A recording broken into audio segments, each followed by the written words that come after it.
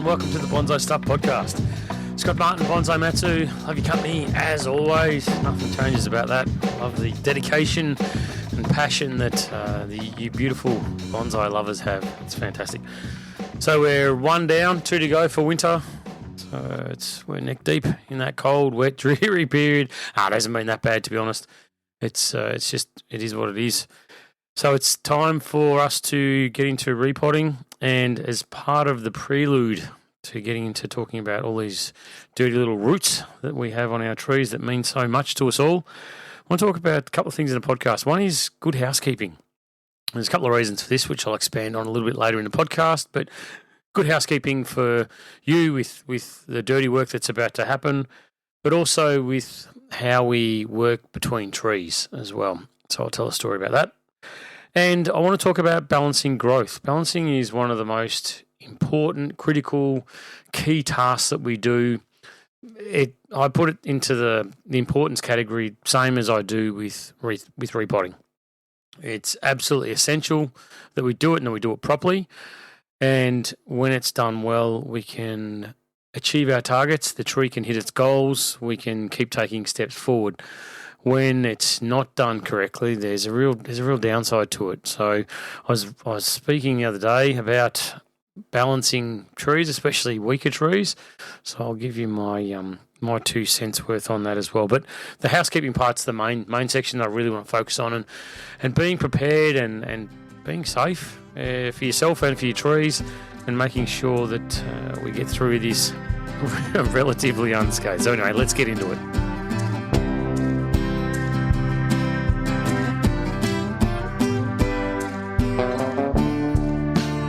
Might seem that I complain about the cold and winter and all that sort of stuff, which seems funny living in Melbourne, Victoria, Australia, where it is chilly, it is cold compared to some of the warmer, more sunny climates we have in this beautiful country of ours. But I say it in jest. I love where I live. I love the trees going into this dormancy period, and I think it's one of my favourite, but I say that all the time about every season. I do love it though when the trees, especially the deciduous, they really, really put on a massive show for me at this time of the year with no leaves on there, and all that beautiful light structure. It really makes me stop when I'm having my cup of coffee in the morning, walking around looking at the trees, and just stand there and catch my breath and go, my God, you are just beautiful, fantastic. So there are things to do when it is cold. Moss removal, that's something which is getting more and more. But I love nothing more than laying in bed and listening to the rain come down on a tin roof. That's so peaceful. It's so zen, so lovely, so nice. So I just wanted to confirm that I do love winter as well. It's not horrible. Anyway, housekeeping. As we get into repotting season, it's timely to talk about housekeeping, where I believe thoroughly that cleanliness is crucial. Not only a clean area, but also to keep your tools clean. And this talk about the tools is going to spread throughout this section of the podcast. But having a good routine with tools that get filthy, and they do get filthy. If you're repotting something that's wet, your scissors will get all disgusting, all the mud will stick to them, and everything just gets dirty. You'll be wearing gloves, hopefully, which I'd strongly suggest when you are repotting, but everything gets wet and damp and filthy and muddy, and there's stones everywhere and stuff all over the ground, and you hardly keep a clean area. But it's really important to make sure that you're not rushing through the job, and you're focusing on everything being surgical. Right? That's the real key when it comes to working with our bonsai, is to make sure that when we're doing cuts or when we're doing anything with them, that it's absolutely the best that we can possibly do. So if pretend it's a beautiful maple I just talked about that you're doing pruning work on just prior to spring, and you're cutting things back, you wouldn't pick up a rusty pair of secateurs or clippers and start hacking through those branches. No, you'd have a really nice sharp set of bonsai scissors, and you'd be doing the best job you possibly could. When it comes to root pruning, the roots that you're cutting are exactly the same as the fine branches that you'd be cutting later on. So make sure that your scissors that you're using are beautifully clean, are nice and sharp. don't have any chips in them. There's no rust on them. Just because they're working in a dirty, filthy environment of your muddy roots doesn't mean that you should have your tools in a state of disrepair. It's really important to make sure they're in perfect condition. And this is where I talked at the end of last repotting season. I leave my tools how I want to find them. So I know that as I start my repotting, I open up my repotting case, and in there are my tools, beautifully oiled, well sharpened, nice and clean, wrapped in little bits of towel to keep them nice and clean and separate. And I don't have to worry about going through that whole process of it's repotting season, or I've got to go and get the rust off these things that's been growing on there for the last 9 months. No, I know that they're perfect, that I can pull them out and work with them immediately and not have to do anything. So from that point of view, if your tools aren't in that state of newness, that feeling you get when you buy a new pair of scissors or new branch cutters or root hook or whatever it is, that's the condition that your tools should be in when you start doing the repotting for your trees. And having a clean environment, that area where you work on, it is really important. And I know that it gets filthy. Like I've got a beautiful workshop, nice indoor area, so it's not in the freezing cold, it's not in the wet. Nice concrete floor, nice big area, and I can get in there. I can make as much mess as I want because it's my area. It's for me with my bonsai, and no one's coming in there with a vacuum unless it's me. No one's sweeping up the floor unless it's me. It's my area, my zone. So when I make a hell of a mess, it's fine. But between trees with repotting, or if I've got let's say it's an enormous tree that I'm repotting and I'm making a hell of a mess, then I'll make sure that dirt's all removed. Because for me, there's, talking about safety, health and safety for yourself, it's really important, that slipping over, that tripping over, whatever. We're working with, as I said earlier, we're working with some pretty sharp implements. So being safety Sam and over the top with these things isn't being stupid. Work safe, be safe, finish the job safe, do the best you possibly can. It's super, super critical. So just look at the area in which you're working as well, and make sure that it's not just to get the job done, it's to get the job done properly, but also safely from your own point of view. So that's all part of the housekeeping. It's not necessarily 100% linked to your tools or 100% linked to your trees. It's got you in there as well, and you've got to make sure that you're doing it in an environment that, I'm not saying take your trees into your living room or into your kitchen and make a mess and get killed for it, but just do it in an environment that you can manage and maintain and take care. Like, think about it as if you were doing it at someone else's house. You wouldn't leave a hell of a mess around the place. You'd clean it up as you went and do the job properly. So just to make sure that you're doing it on that point of view, you've got to be organised. You've got to have the right tool for the right job. This is definitely part of housekeeping. If I'm working my way through a root ball and I'm sort of feeling with one hand and I'm cutting with the scissors with the other, obviously keep your fingers back, that's fine. But if I'm going through and I'm feeling some pretty heavy roots that need to be removed, then I'll definitely switch tools. I've got two different sizes of root cutters. The small, obviously, for the slightly thicker ones that may put pressure onto my blades, or the blades on my scissors may get through and do the job, but I know that these small root cutters will make a nice, clean, sharp cut on this root. It's far better to do that than try and crunch your way through with the scissors. And just because it can do the job, because it's got a nice thick blade on it, doesn't mean that it's possibly the best tool for the job. And then I've got large root cutters, which are fantastic, but they're no good on the small roots. They don't do the job at all on anything that the small root cutter would do, because they sort of just smash their way through. But if I get a big fat root or part of the base of the tree that I want to try and gnaw back a little bit, it's a bit bulgy like an onion or something like that underneath, then I'll use my large root cutters to try and push that back. I won't try and use my scissors. I won't try and use the small branch cutters. I'll use small root cutters. I'll use the big ones because they're the right tool for the job.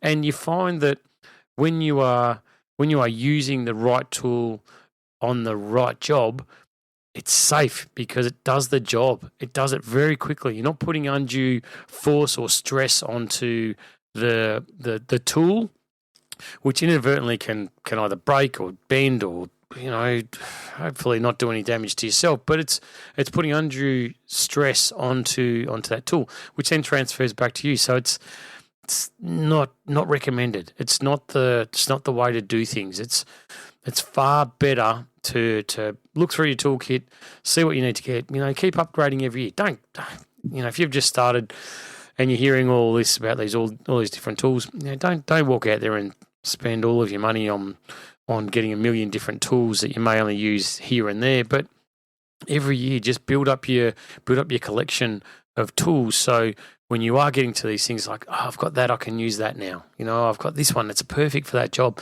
and it just gets easier and easier and easier. And they're not I find that with my repotting tools, they're not a tool that you're using every day. Like, my pruning scissors, for instance, get flogged.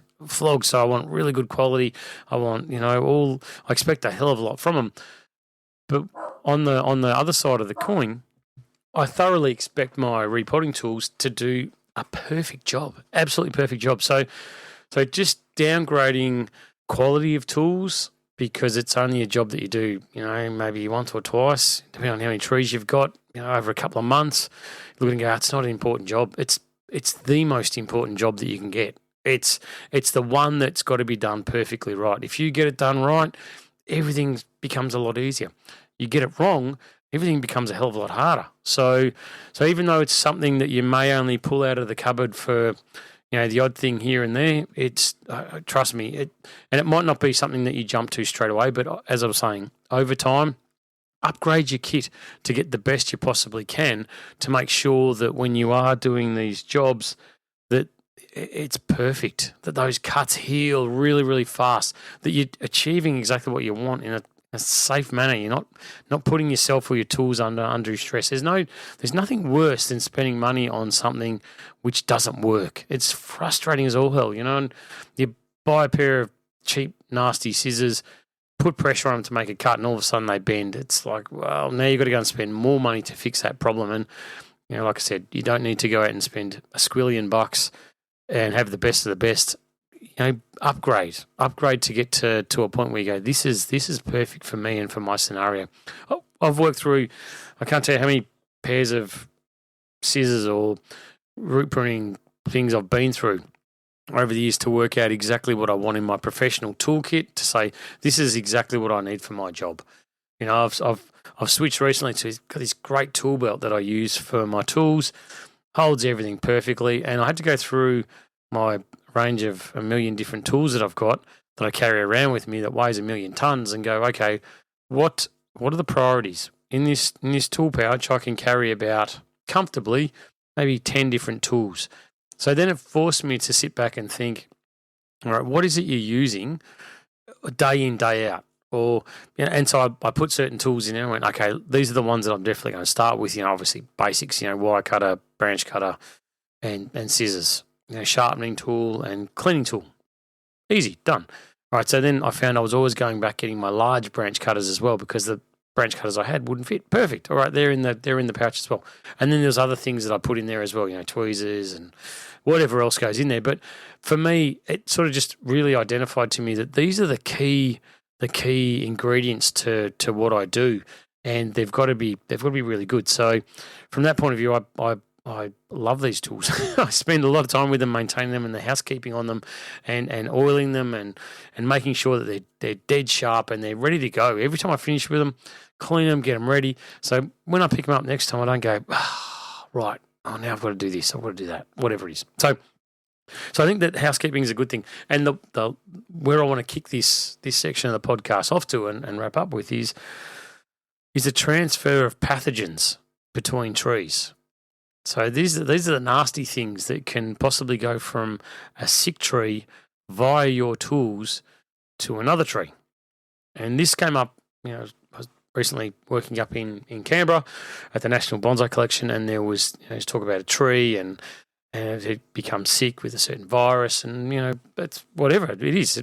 See it all the time. And then I suddenly started thinking, okay, well this transfer of pathogens between these trees, it's real. It always has been. I mean, it's always been something that's on my mind, which is part of the reason why I clean tools so thoroughly, and I tend to avoid sick trees being worked on with anybody in my workshop, from the point of view that it can, not airborne, but sort of working on, if I'm pruning someone's tree, and then go to a sick tree and then come back to their tree.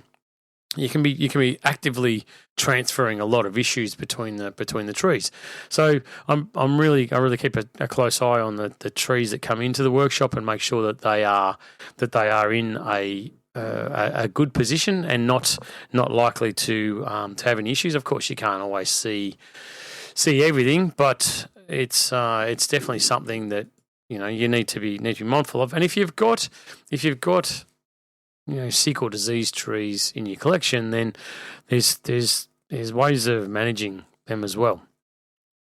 That said, I have got a nice little story to tell where I had a sick juniper that had a fungal root issue that presents itself by branches dying off on a regular basis. Beautiful tree, really nice trunk, really lots of movement. Really, really love seeing this thing on the bench, but just branch after branch after branch for years have been dying. So unfortunately, I made the very tough call, as every responsible bonsai owner has to do at some point if they come across this, just like being a pet owner. When it's time, you need to make the bloody hard decision, the heartbreaking decision to say, well, that's it. We've got to say goodbye. There's nothing more we can do, and it's the right thing to do. So from my point of view, I'd isolated the tree, put it to the side, kept it on it, treated it, did everything I could, went through every scenario that I could get through in my head. When I worked on it, I made sure that it was very much isolated, and the tools were treated with an isopropyl alcohol spray between, to make sure that nothing, there's no possible way it could transfer around. And I knew it wasn't an airborne fungal issue, so it's something that I could persist with for a while. But a couple of years later down the track, I said goodbye. The tree got taken out of its pot, put into the green bin, unfortunately, which is really, really sad because it's a very old tree. Beautiful growth, and you might be saying, "Oh, why didn't you just cut the branches off and gin them?" I had been doing that for years, years and years and years, and it got to the point where now the last sort of little bit of the tree was discolouring, foliage was dying, and there's just no possible out for it. So this talking about different these pathogens, these issues that can transfer, that can be disastrous for the trees, and this is not a scare tactic or anything like that, but it's just part of this good housekeeping, that if you can build into your routine, into your bonsai system for yourself, all these maintenance, housekeeping type scenarios where it's routine. It's not something you do just because a tree's sick. It's not something you just do because your friends are coming over to see your workshop, so you clean it up. It's like these are things that you do all the time. When I've done a workshop late at night and I'm exhausted, there's nothing I feel like doing more than cleaning the workshop. It's like it does my head in. But I know that I like to walk into that workshop the next day and see it perfect. So I spend the time. I spend the 10 minutes, 15 minutes getting in there, cleaning things, wiping them down, making sure everything's perfect before going and putting my feet up and having a rest and saying, that's it, job's done. Because that housekeeping is part of my ethos for how I want my bonsai to be maintained. Like when I'm weeding a tree, I don't just pull a few weeds and go, that's it. It's like, okay, well, I weed the entire pot. I might not get to all of them, and I'm not perfect. I'm definitely not saying that, but as part of my process, it's like, if I'm going to do something, I'm going to do it to the best of my ability. When I'm root pruning, I'm going to make sure those scissors are sharp. I'm going to make sure they're clean. I'm going to make sure that whenever I do something, the tree's going to have the best opportunity to come out the other end better, faster, stronger, whatever. So I think that now, as like I said, it's a really good time because it's a dirty time repotting. It's not definitely not a clean time. It's where you are going to make a hell of a lot of mess. It's where you're going to have all these issues, and you need to be on your game. You need to make sure that you've got everything set up ready to go. And while we're talking about transfer of pathogens too, this is one of the reasons I don't reuse soil. because if there is a problem with a tree and I reuse that soil, then all I'm doing is just transferring it from one tree to the next. So I try and make sure that I'm definitely doing the right thing everywhere I possibly can. Sure, stuff goes wrong. Sure, a tree may end up in the green bin every now and then, but I'm doing everything I possibly can, and I'm encouraging you too to make sure that you've got your housekeeping set to a very high, and hold yourself to a very high standard as well.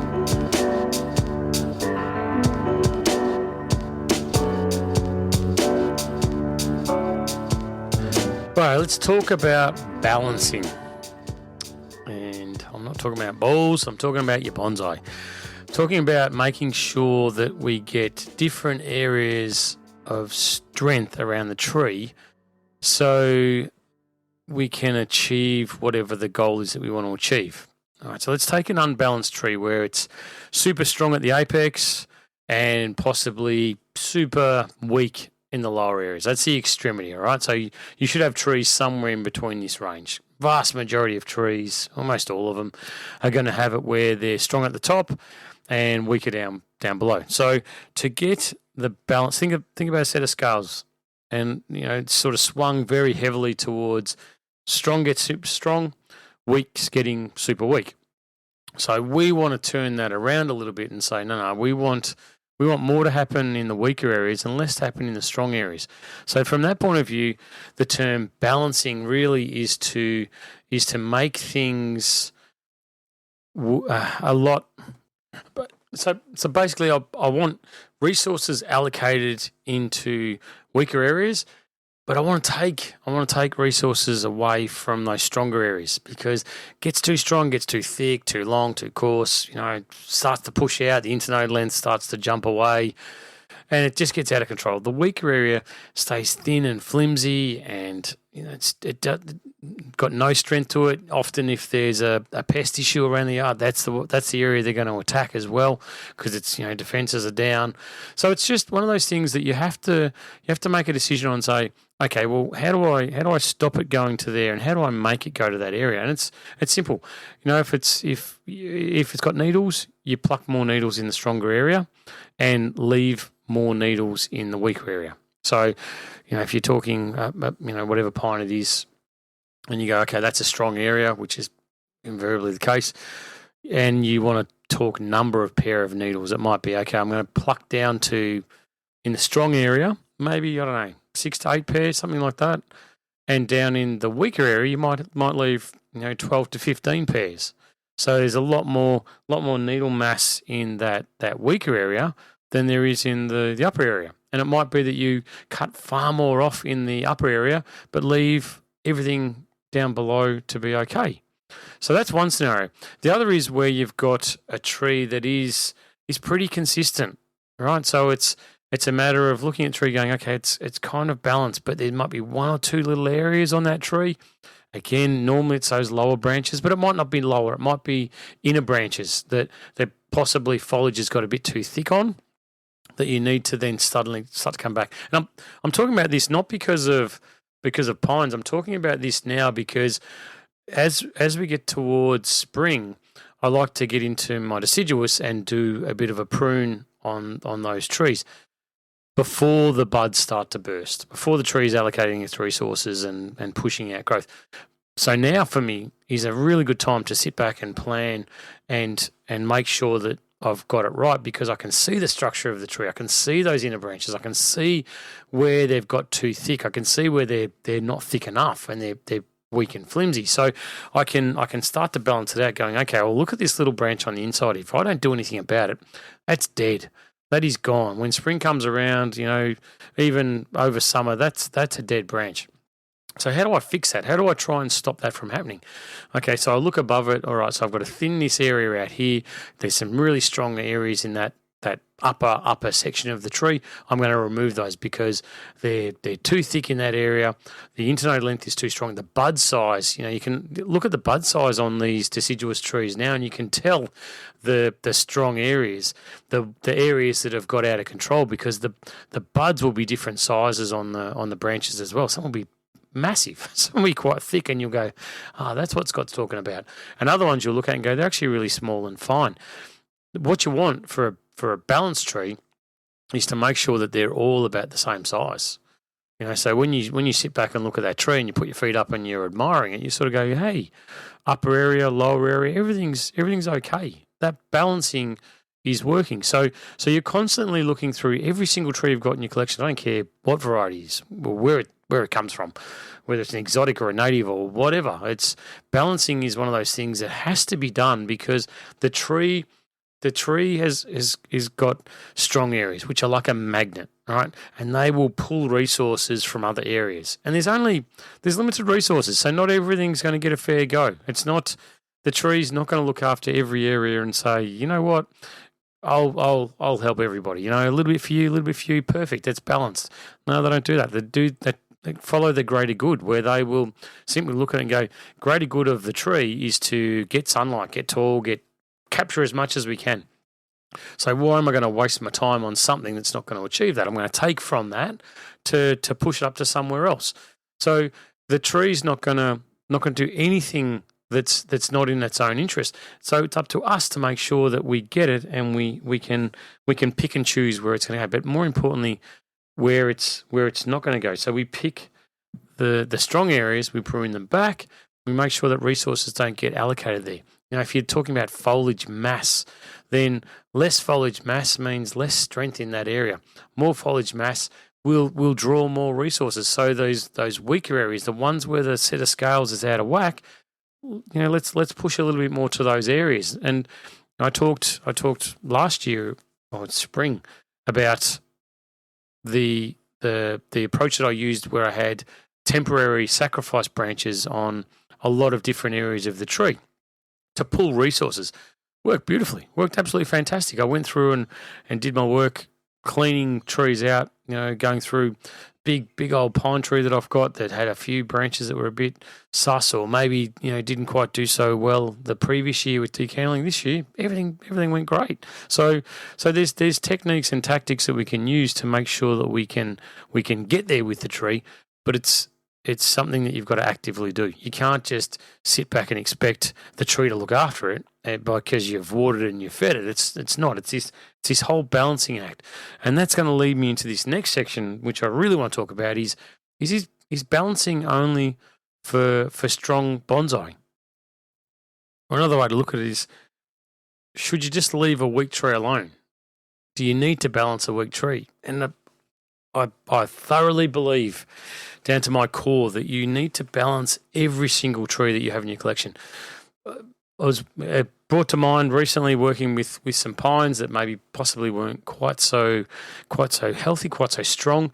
And it was like, well, let's just leave it alone. No. You need to make sure that you're still balancing things out. Otherwise, the weaker trees, there's more chance of dieback happening on weaker trees than there is on stronger trees.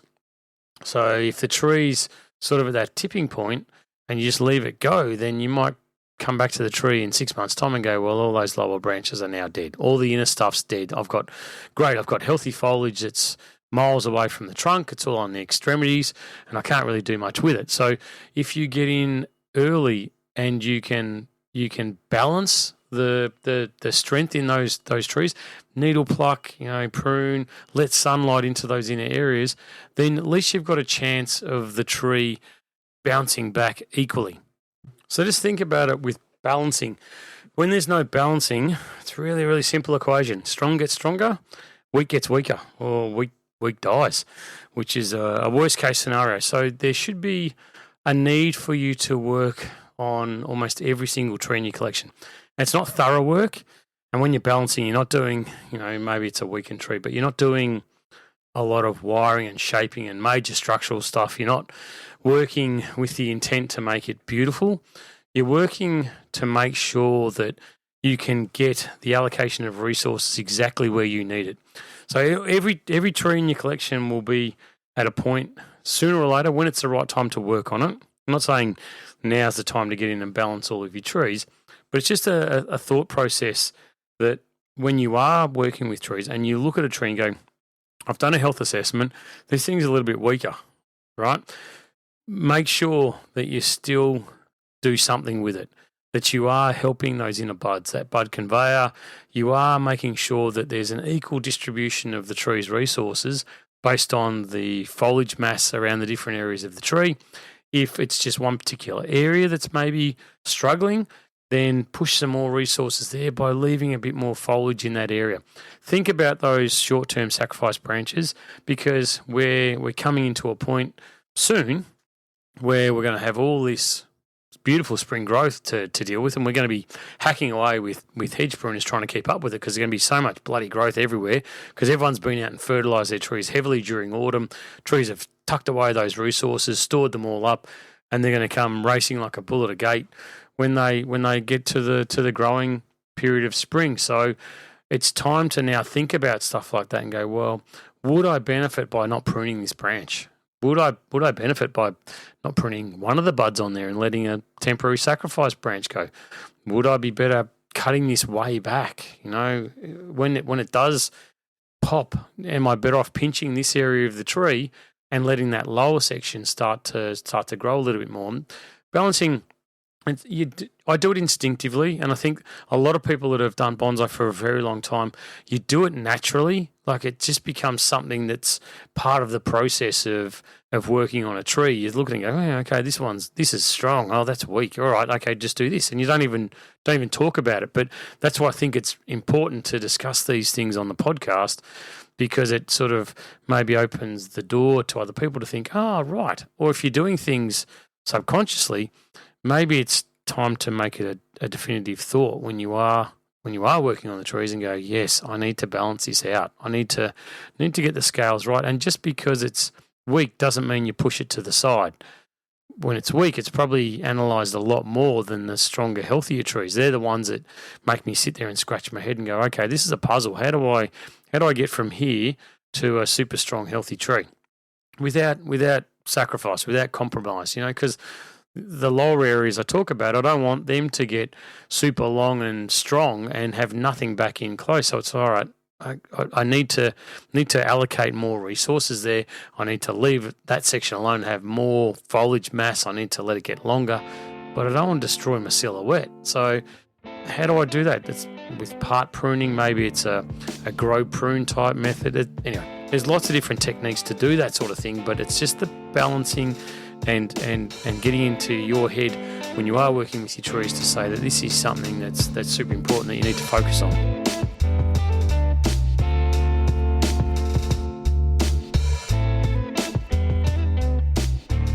Now, I love the World Cup, but how cool would it be if we could have a World Cup for bonsai? And not a digital one. It'd be so cool if we could get everybody together in one place and have a range of different trees from all around the place and just share this bonsai passion that we have. It'd be brilliant. I know there's World Bonsai Conventions and whatever. I'm just thinking, imagine if you had trees from every different continent in one room together, and we talked about how things grow and how things get put together, and I don't know, just would be very cool. And I say that because as I record the podcast, the World Cup is playing in the background again. Anyway, enjoy your trees.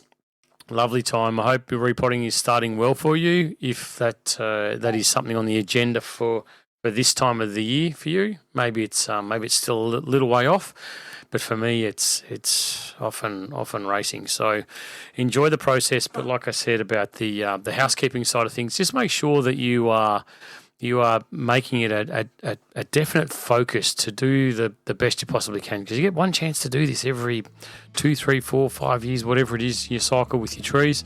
So make sure that you are doing it so the tree takes that massive step forward, and going a little bit slower, more thorough, will get you there quicker. Anyway, until next time, happy bonsai.